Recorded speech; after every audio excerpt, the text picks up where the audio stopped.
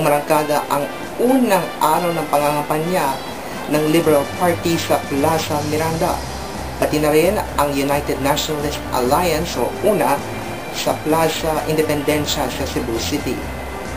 Nagpakilala ang UNA sa Plaza Independencia ang mga kandidatong tatakbo para sa 2013 midterm elections.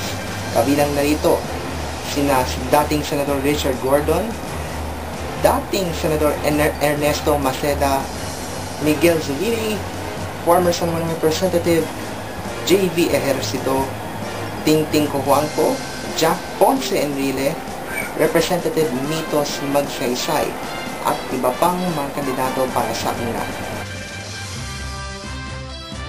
Samantala sa Liberal Party sa Plaza Miranda, nagpakilala na rin ang iba't ibang mga kandidato. Kabilang narito ang anak ni Senador Edgardo Angara na si Sani Angara, dating Akbayan Representative Risa Hontiveros Barakel, dating Senador Jambi Madrigal, Senador Loren Legarda, Senador Antonio Trillanes IV, dating Congresswoman ng Las Piñas na si Cynthia Villar, na asawa naman ni Senador Manny Villar, anak ni Fernando Poe Jr. na si Grace Poe Liamanzares, maging ang pamangkin ni Pangulong Aquino na si Benigno Bam Aquino.